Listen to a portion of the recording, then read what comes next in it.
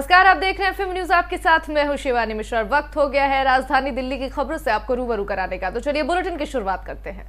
किसान आंदोलन को 11 महीने से ज्यादा का समय हो चुका है और 11 महीने बाद टिकरी बॉर्डर और गाजीपुर बॉर्डर ने पुलिस ने बैरिकेडिंग हटानी शुरू कर दी है और इन दोनों ही बॉर्डर का एक तरफ का रास्ता खोलने की तैयारी भी शुरू कर दी गई है। सुप्रीम कोर्ट में सुनवाई के दौरान ये बात सामने आई थी कि रास्ता बंद होने की वजह से आम लोगों को परेशानी का सामना करना पड़ रहा है, जिसके बाद किसानों ने कहा था कि रास्ता उन्होंने बंद नहीं किया है, दिल्ली पुलिस ने किया है। वहीं दिल्ली पुलिस कमिश्नर राकेश अस्थाना ने कहा कि रास्ता खोलने के लिए पुलिस भी तैयार है, लेकिन किसान इस बात का वादा करे कि किसी प्रकार का कोई अराजकता नहीं होगी और फिलहाल जब तक पुलिस और किसानों के बीच पूरी तरह से समझौता नहीं हो जाता है तब तक रास्ता बंद रहेगा। वहीं टिकरी बॉर्डर पर पुलिस ने सीमेंट से बनाया एक बैरिकेडिंग भी हटा दिया है और साथ ही साथ सड़क के बीच में लगाई गई लोहे की कीलें भी हटा दी गई है। फिलहाल सीमेंट का एक बैरिकेडिंग अभी भी बरकरार है। तो दिल्ली पुलिस ने बैरिकेडिंग हटा दी है। अब आम जनता को राहत मिलेगी इस वजह से, जैसा कि 11 महीने से किसान आंदोलन कर रहे हैं गाजीपुर और टिकरी बॉर्डर पर, लगातार वहां पर बैरिकेडिंग्स लगाई जा रही थी और किसानों का आरोप है कि ये बैरिकेडिंग्स उन्होंने नहीं बल्कि दिल्ली पुलिस ने लगाई थी। तो वहीं दिल्ली पुलिस ने बैरिकेडिंग्स हटाने का ऐलान कर दिया है और साथ ही साथ कहा है कि कोई अराजकता नहीं होनी चाहिए।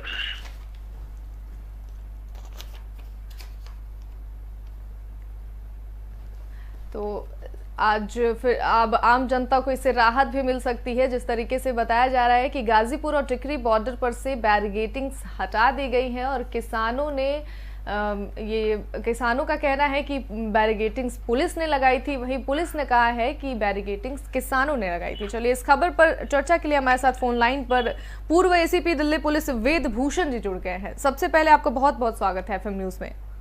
जी नमस्कार मैम। जिस तरीके से किसानों का आरोप है कि ये बैरिकेडिंग्स उन्होंने नहीं बल्कि दिल्ली पुलिस ने लगाई है, इस पर आप क्या कहेंगे?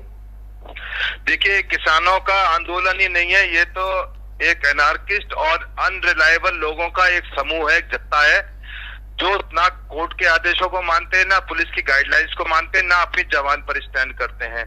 जहां तक राकेश टिकैत का संबंध है, वो हर घंटे में हर दिन में अपने अपने बयान बदलते रहते हैं।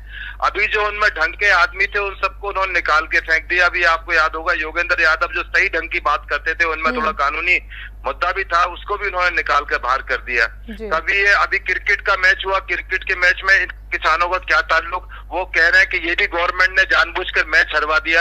ये गद्दार किस्म के लोग हैं जो इस तरह की बातें करते हैं, इनके निशाने पर कुछ और है।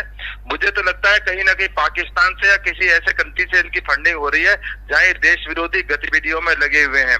लखीमपुर खीरी में लिंचिंग होती है, उसको जस्टिफाई करते हैं, कलकत्ते पहुंच जाते हैं, कभी यूपी पंजाब के इलेक्शन की बात करते हैं। तो इनको समझना बहुत मुश्किल काम है। अब ये कहते हैं कि पार्लियामेंट पर आकर वो अपना धान बेचेंगे। ये इनको इसे पूछा जाए कि पार्लियामेंट पर कौन सी धान की मंडी लगती है। इनके पिताजी को वहां से पीट पीट कर भगाया गया था, उनका नाम महेंद्र सिंह टिकैत था। उनके खिलाफ थाना पार्लियामेंट के अंदर अभी भी एफआईआर दर्ज है। लातों के भूत बातों से नहीं बांधते। अब लगता है कि इनका टाइम आ गया है।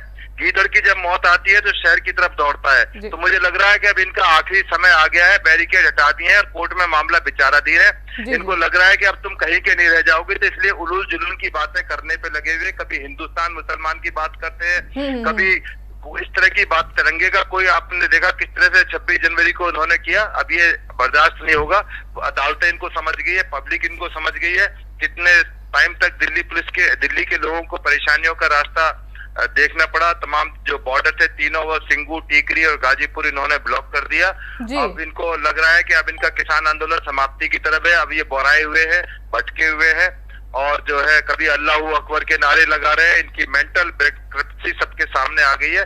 मानसिक तौर पे बीमार हो चुके हैं और सुसाइडल स्थिति में आते हैं। इनका जवाब जल्दी दिल्ली पुलिस देगी और बहुत मजबूती के साथ देगी। बहुत बढ़िया। चले, जैसे कि 11 महीनों से ये बॉर्डर जो है टिकरी बॉर्डर और गाजीपुर बॉर्डर बंद था और अब उस पे बैरिकेडिंग हटानी शुरू गई है, तो आम जनता को कितनी राहत मिलने वाली है? आम जनता इतनी परेशान थी, वहां पर तमाम जितने भी बिजनेस एक्टिविटी थी, तमाम इकोनॉमी बिल्कुल जीरो पर आ गई थी।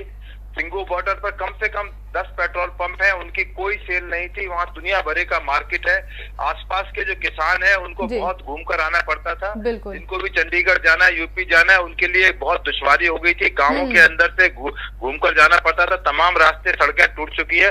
तमाम दिल्ली के लोग इनसे परेशान आ चुके हैं, आजिज आ चुके हैं, और इनको समय आने पर जल्दी जवाब दिया जाएगा। चलिए, बहुत बहुत शुक्रिया तमाम जानकारी के लिए, हमारे साथ बातचीत करने के लिए। तो वेद भूषण जी, पूर्व एसीपी दिल्ली के, जुड़े हुए थे हमारे साथ फोन पर। उन्होंने बताया कि किस तरीके से लोगों को, आम जनता को 11 महीने से परेशानियों का सामना करना पड़ रहा था, क्योंकि 11 महीने बाद अब टिकरी बॉर्डर और गाजीपुर बॉर्डर से पुलिस ने बैरिकेडिंग हटानी अब शुरू की है, और इन दोनों बॉर्डर का एक तरफ का रास्ता भी खोलने की तैयारी शुरू कर दी गई है। और सुप्रीम कोर्ट में सुनवाई के दौरान ये बात सामने आई थी कि रास्ता बंद होने की वजह से आम लोगों को परेशानी का सामना करना पड़ रहा है, जिसके बाद किसानों ने ये बात कही थी कि रास्ता उन्होंने नहीं बल्कि दिल्ली पुलिस ने बंद किया था। वहीं दिल्ली पुलिस के कमिश्नर राकेश अस्थाना ने कहा कि रास्ता खोलने के लिए पुलिस पूरी तरह से तैयार है, लेकिन किसान इस बात का वादा करे कि किसी प्रकार का कोई अराजकता नहीं फैलेगा। फिलहाल जब तक पुलिस और किसानों के बीच पूरी तरह समझौता नहीं हो जाता है, तब तक ये रास्ता बंद रहेगा। वहीं टिकरी बॉर्डर पर पुलिस ने सीमेंट से बनाया एक बैरिकेडिंग भी फिलहाल हटा दिया है, और साथ ही साथ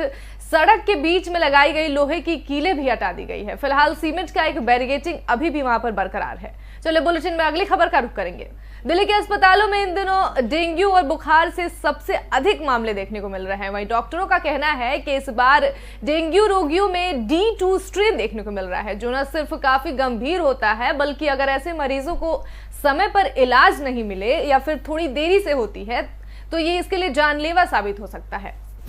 वहीं नई दिल्ली के अखिल भारतीय आयुर्विज्ञान संस्थान यानी कि एम्स के मेडिसिन विभाग में एडिशनल प्रोफेसर डॉक्टर नीरज निश्चल ने बताया कि एडिस के एक मच्छर कई लोगों को संक्रमित कर सकता है, क्योंकि ये मच्छर एक बार में 3 से 4 लोगों को काटता है, और एक मच्छर के काटते ही कई लोग संक्रमित हो जाते हैं। उन्होंने बताया कि हर साल डेंगू के मामले आते हैं, और इससे बचने के लिए सही समय पर सावधानी बरतना जरूरी है। अपने आसपास किसी भी चीज में पानी जमा ना होने दे, और पूरे बाजू के कपड़े पहनकर रखे। तो इस तरीके से डेंगू का कहर लगातार बढ़ रहा है, और ये जानलेवा हो सकता है अगर समय पर इलाज नहीं मिले। चलिए, इस खबर पर चर्चा के लिए हमारे साथ फोन लाइन पर डॉक्टर स्वाति महेश्वरी जी जुड़ गई हैं, जो कि मेडिसिन एक्सपर्ट है। सबसे पहले स्वागत है आपका FM न्यूज पर।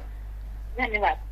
जिस तरीके से दिल्ली में डेंगू के मरीज बढ़ रहे हैं, इस पर कैसे, इससे मतलब जो भी लोग संक्रमित हो रहे हैं वो कैसे अपना बचाव और उपाय इसके लिए बताइए मैम सबसे पहले। जी बिल्कुल, देखिए जैसा आपने अभी कहा शिवानी कि ये मच्छर से फैलने वाली बीमारी है, इसलिए हम पे मच्छरों का उपाय करना सबसे पहले जरूरी है कि हमारे घर के अंदर या मोहल्ले में या आसपास कहीं भी अगर मच्छर पनप रहे हैं तो उससे जो है ये बीमारी और ज्यादा फैलेगी। और खास तौर से क्योंकि इसका जो मच्छर है वो साफ पानी में पनपता है, इसलिए जहाँ भी हमारे घरों में बारिश का पानी जमा हो रहा है या और किसी तरह का पानी जमा हो रहा है, गमले हो सकते हैं, टूटे बर्तन, टायर, जो भी सामान हमारे घर में ऐसा पड़ा है जिस तरफ हमारा ध्यान नहीं जाता है, उन चीजों को जरूर हमें देखना चाहिए। वहां से पानी को हटाएं। अगर ज्यादा पानी है तो उसमें हम मट्टी का तेल डाल सकते हैं, जिससे कि एक लेयर बन जाए, मच्छर जो है वो वहां ना पनपे। जी, तो ये चीजें सबसे पहले करें। और साथ ही क्योंकि ये मच्छर सुबह के सनराइज के बाद और शाम को सूरज ढलने से पहले का जो समय होता है ज्यादातर उस वक्त काटता है, तो बहुत ध्यान रखने की जरूरत है कि हम पूरे बाजुओं के कपड़े पहने। और बच्चे जो खेलने जाते हैं वो ज्यादातर आप देखते हैं कि शाम के वक्त ही नीचे खेलने जाते हैं, तो उन लोगों को भी हम अगर पूरे आस्तीन के कपड़े पहनाए, पैचेस लगाए मॉस्किटो रेपेलेंट के, तो हम उनको सुरक्षित कर सकते हैं। जी, तो बिल्कुल। ये चीजें घर में करना और अपने मोहल्ले में करना बहुत जरूरी है। जी बिल्कुल, इन चीजों का खास तौर से ध्यान रखें। जी स्वाति जी, मेरा एक और सवाल ये है कि डेंगू के मामले हर साल दिल्ली में होते हैं, लेकिन इस बार जो डेंगू के रोगियों में D2 स्ट्रेन देखने को मिल रहा है, ये कितना खतरनाक हो सकता है? देखिए, जो बाकी डेंगू के 4 स्ट्रेन होते हैं उसमें से जो D2 स्ट्रेन होता है उसे डेफिनेटली खतरनाक माना जाता है। इसमें प्लेटलेट्स जो है वो ज्यादा गिरने की संभावनाएं रहती हैं, और ये कुछ भी नहीं कहा जा सकता कि किस टाइम पे कौन सा स्ट्रेन जो है वो ज्यादा प्रचलित होगा। और इसीलिए लोगों को समय से बुखार हो जी और दवाइयाँ लेनी जी ना करें बिल्कुल। चलिए, बहुत बहुत धन्यवाद तमाम जानकारी के लिए। तो स्वाति महेश्वर जी हमारे साथ फोन लाइन पर जुड़ी थी और उन्होंने डेंगू को लेकर के तमाम जानकारियां साझा की, इससे बचने के उपाय भी उन्होंने बताया। उम्मीद करते हैं कि दर्शकों को ये उपाय लाभदायक भी हो सकता है। तो लगातार दिल्ली के अस्पतालों में इन दिनों डेंगू और बुखार के सबसे अधिक मामले देखने को मिल रहे हैं। वहीं डॉक्टरों का कहना है कि इस बार डेंगू रोगियों में D2 स्ट्रेन देखने को मिल रहा है, जो कि न सिर्फ काफी गंभीर होता है, बल्कि अगर ऐसे मरीजों का समय पर इलाज ना मिले या फिर इलाज में थोड़ी देरी हो जाए तो ये जानलेवा भी साबित हो सकता है। वहीं दिल्ली के एम्स के मेडिसिन विभाग के एडिशनल प्रोफेसर डॉक्टर नीरज निश्चल ने बताया कि एडिस का एक मच्छर कई लोगों को संक्रमित कर सकता है, क्योंकि ये मच्छर एक बार में 3 से 4 लोगों को काटता है और एक मच्छर के कारण ही कई लोग संक्रमित भी हो जाते हैं। उन्होंने बताया कि हर साल डेंगू के मामले तो आते हैं और इससे बचने के लिए सही समय पर हमें सावधानी बरतना जरूरी है। बताया उन्होंने कि आसपास किसी भी चीज में पानी जमा नहीं होने दे और पूरी बाजू के कपड़े पहनकर रहे, तभी हम डेंगू से सुरक्षित रह सकते हैं। चलिए, बुलेटिन में अगली खबर का रुख करेंगे। दिल्ली NCR में पराली और प्रदूषण से लगातार हवा की गुणवत्ता को बिगाड़ रही है। वहीं बीते 24 घंटे में दिल्ली की हवा में 36 अंकों की बढ़ोतरी के साथ औसत वायु गुणवत्ता सूचकांक 268 दर्ज किया गया है। इससे एक दिन पहले ये 232 दर्ज किया गया था। वहीं NCR में गुरुग्राम को छोड़कर सभी शहरों की हवा भी खराब श्रेणी के उच्चतम स्तर में दर्ज की गई है और अगले 24 घंटे में हवा के स्तर बिगड़कर बहुत खराब श्रेणी में दर्ज किया जा सकता है। और पृथ्वी विज्ञान मंत्रालय की वायु मानक संस्था सफर इंडिया के मुताबिक बीते एक दिन में पड़ोसी राज्यों में कुल 502 पराली जलाने की घटनाएं दर्ज की गई हैं। इससे उत्पन्न होने वाले PM 2.5 तत्वों की प्रदूषण में 19% हिस्सेदारी दर्ज की गई है। वहीं हवा में PM 10 का स्तर 234 और PM 2.5 का स्तर 112 माइक्रोग्राम प्रति घन मीटर दर्ज किया गया है। और PM 10 का स्तर इन दिनों जहां औसत श्रेणी में बना हुआ है, वहीं PM 2.5 का स्तर खराब श्रेणी में दर्ज हो रहा है। और सफर के अनुसार पश्चिमी दिशा से आने वाली हवाओं के कारण पराली का धुआं दिल्ली NCR में पहुंच रहा है और अगले 24 घंटे में हवा का स्तर बिगड़कर बहुत खराब श्रेणी में दर्ज किया जा सकता है। बुलेटिन में अगली खबर का रुख करेंगे। दिल्ली में अगले साल होने वाले नगर निगम चुनाव से पहले कांग्रेस ने पार्टी की दिल्ली इकाई की नई कार्यकारिणी का गठन किया है और इसमें युवा और अनुभवी नेताओं के साथ साथ उन कार्यकर्ताओं को भी शामिल किया गया है जिन्होंने कोविड के दौरान समर्पित भाव से सेवा की थी। केसी वेणुगोपाल ने बताया कि पार्टी अध्यक्ष सोनिया गांधी ने दिल्ली प्रदेश कांग्रेस की कार्यकारिणी समिति, संचार विभाग और डॉक्टर प्रकोष्ठ के पदाधिकारियों के साथ साथ बूथ प्रबंधन समिति और अनुशासनात्मक समिति के अध्यक्षों और उपाध्यक्षों की नियुक्ति को मंजूरी दे दी है। और कार्यकारिणी समिति में प्रदेश कांग्रेस प्रमुख और उपाध्यक्षों के अलावा सेलमपुर से 5 बार विधायक रहे मतीन अहमद, आलका लंबा और डॉक्टर नरेश कुमार, अली मेहदी, राजीव जोसेफ और कई लोग भी इसमें शामिल हैं। रुकेंगे एक छोटे से ब्रेक के लिए। ब्रेक के बाद खबरों का सिलसिला जारी रहेगा। हम सभी जानते हैं कि दिल्ली और उसके आसपास के इलाकों में हर साल अक्टूबर नवंबर के महीनों में पराली के धुएं से प्रदूषण बढ़ जाता है। सर्दियों में पंजाब, उत्तर प्रदेश में पराली के जलने वाले धुएं से दिल्ली के करोड़ों लोगों को सांस लेने में तकलीफ होती है। हमारे किसान भाइयों को मजबूरी में अपनी पराली जलानी पड़ती है क्योंकि उनके पास कोई और दूसरा रास्ता ही नहीं होता। अब दिल्ली सरकार ने पराली से होने वाले प्रदूषण को खत्म करने के लिए एक ठोस कदम उठाया है। दिल्ली सरकार ने भारतीय कृषि अनुसंधान संस्थान पूसा द्वारा विकसित बायो डीकंपोजर तकनीक को दिल्ली में लागू कर दिया है। पूसा इंस्टीट्यूट के बायो डीकंपोजर तकनीक से पराली को गलाकर वहीं खाद में बदला जा सकता है।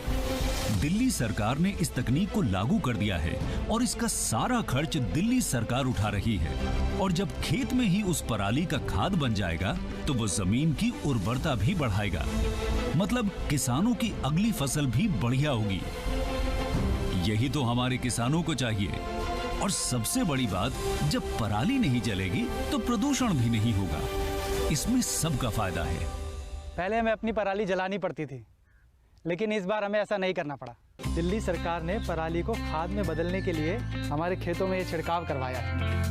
ये बहुत ही आसान था और हमें तो बहुत फ़ायदा हुआ। ये पूरा काम दिल्ली सरकार ने खुद कराया है।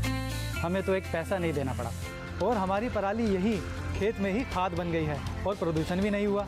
ये बहुत बढ़िया समाधान है। दिल्ली सरकार प्रदूषण को खत्म करने के लिए युद्ध स्तर पर तो काम कर ही रही है, साथ ही किसानों की सुविधाओं का भी पूरा ख्याल रखा जा रहा है। ब्रेक के बाद एक बार फिर से आप सभी का स्वागत है। चलिए खबरों का रुख करेंगे। दिल्ली और जिला क्रिकेट संघ के चुनाव में अरुण जेटली के बेटे रोहन जेटली का पैनल अध्यक्ष सहित 4 पदों पर विजयी रहा। रोहन जेटली ने अध्यक्ष पद के लिए 1658 वोट हासिल कर एक तरफा जीत हासिल की है, जबकि उनके सामने चुनाव लड़ रहे विकास सिंह को केवल 662 वोट ही हासिल हुए और सचिव पद के लिए भाजपा सांसद प्रवेश वर्मा के छोटे भाई सिद्धार्थ वर्मा ने भी एक तरफा जीत हासिल की है। उन्होंने रोहन जेटली पैनल के उम्मीदवार विनोद तिहारा को 704 के मुकाबले 1322 वोटों से हराया है। और इस बार के डीडीसीए चुनाव में उम्मीदवारों के बीच हाथापाई भी हुई थी, जिसकी खूब आलोचना हुई है। वहीं दिवंगत भाजपा नेता अरुण जेटली जब तक थे, डीडीसीए पर उनका एक छत्र अधिकार रहा। उनके देवाहास के बाद ये पद कुछ समय के लिए मीडिया की बड़ी शख्सियत रजत शर्मा के पास रहा, लेकिन डीडीसीए के विवादों के कारण अंततः उन्हें अपने पद से त्याग पत्र देना पड़ा। इसके बाद रोहन जेटली को इस पद पर 10 महीने पहले लगाया गया था और इस बार चुनाव जीतने के बाद पूरे 3 साल के कार्यकाल के लिए वो अध्यक्ष बने रहेंगे।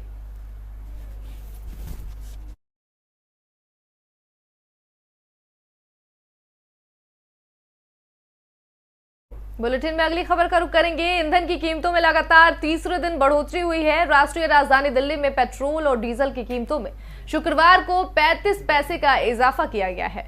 इसके बाद दिल्ली में पेट्रोल की नई कीमत बढ़कर 108 रुपए 64 पैसे प्रति लीटर पहुंच गई है, जबकि डीजल की कीमत अब 97 रुपए 37 पैसे प्रति लीटर हो गई है। और मुंबई की बात करें तो यहां पर पेट्रोल के दाम बढ़कर अब 114 रुपए 47 पैसे प्रति लीटर और जबकि डीजल की कीमत 105 रुपए 49 पैसे प्रति लीटर पहुंच गई है। वहीं कोलकाता में पेट्रोल का नया रेट अब 109 रुपए 2 पैसे प्रति लीटर पहुंच गया है, जबकि डीजल की कीमत 100 रुपए 49 पैसे प्रति लीटर हो गया है। तो वहीं चेन्नई में भी पेट्रोल और डीजल की कीमतों में उछाल देखने को मिल रहा है। पेट्रोल की कीमत 105 रुपए 43 पैसे प्रति लीटर, जबकि डीजल की कीमत 101 रुपए 59 पैसे प्रति लीटर पहुंच गई है। बुलेटिन में अगली खबर का रुख करेंगे। देश में जानलेवा कोरोना वायरस का प्रकोप अभी भी बरकरार है। देश में अभी भी बड़ी संख्या में मौतें हो रही हैं और पिछले 24 घंटे में कोरोना के 14,348 नए मामले सामने आए हैं।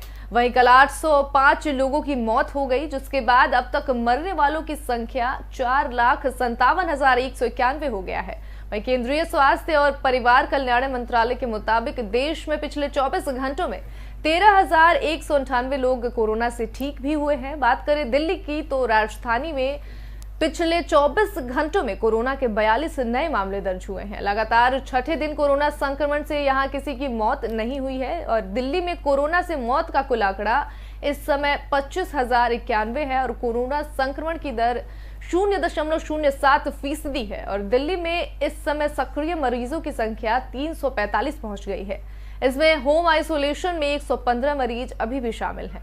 तो त्योहारों को लेकर सतर्क है प्रशासन और कोरोना का कहर फिलहाल थमने का नाम नहीं ले रहा है। वहीं दिल्ली एनसीआर की बात करें तो यहाँ भी कोरोना के केसों में उतार चढ़ाव लगातार जारी है। ग्राफ जो है कोरोना का, कभी केसेस बढ़ रहे हैं, कभी केसेस घट रहे हैं और 24 घंटे के अंदर यहाँ पर 34 नए मरीज कोरोना के पाए गए हैं।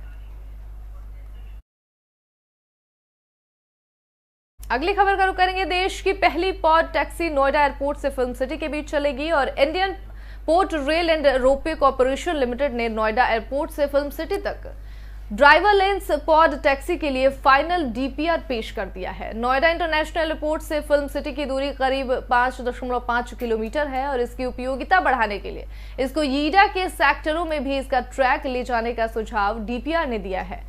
ये पॉड टैक्सी यीडा से सेक्टर 21, 28, 29, 32 और 33 होते हुए नोएडा एयरपोर्ट से फिल्म सिटी के बीच चलेगी और इसका हर सेक्टर में ठहराव निर्धारित किया गया है ताकि दुनिया के किसी कोने से नोएडा एयरपोर्ट आने वाले किसी भी सेक्टर में अपने हिसाब से उतर सके। यमुना एक्सप्रेसवे अथॉरिटी के सीईओ डॉक्टर अरुणवीर सिंह ने बताया कि इस डीपीआर को अब यीडा बोर्ड से सामने रखा जाएगा। सरकार से मंजूरी मिलने के बाद इस दिशा में काम आगे बढ़ेगा और देश में जल्द ही पॉडी टैक्सी की शुरुआत की जाएगी। जेवर में बनने वाले इंटरनेशनल एयरपोर्ट से कनेक्टिविटी जोड़ने के लिए देश में पहली बार पोर्ट टैक्सी चलाई जाएगी, जिसको लेकर रोड मैप पूरा तैयार कर लिया गया है। कितने करोड़ रुपए की लागत से ये पोर्ट टैक्सी चलाई जाएगी और कितने इसके स्टॉप बनाए जाएंगे, इस पर बात करने के लिए हमारे साथ मौजूद है डॉक्टर अरुणवीर सिंह, जो यमुना प्राधिकरण के CEO भी हैं और जेवर एयरपोर्ट की कनेक्टिविटी जोड़ने के साथ साथ इसको स्थापित करने में एक बड़ी भूमिका निभा रहे हैं। सर, पोर्ट टैक्सी देश में पहली बार चलाई जाएगी, कितने करोड़ रुपए की लागत का ये प्रोजेक्ट है और अब तक इस पर रोड मैप कितना तैयार हो चुका है? देखिए, पोर्ट टैक्सी की DPR बन गई है, उसका बिड डॉक्यूमेंट भी बन चुका है, कंसेशन एग्रीमेंट भी बन के आ गया है। ये पोर्ट टैक्सी जेवर एयरपोर्ट से लेकर जितने इंडस्ट्रियल हमारे सेक्टर्स हैं सभी में से होते हुए सेक्टर 21 तक जाएगी, जो कि फिल्म सिटी है।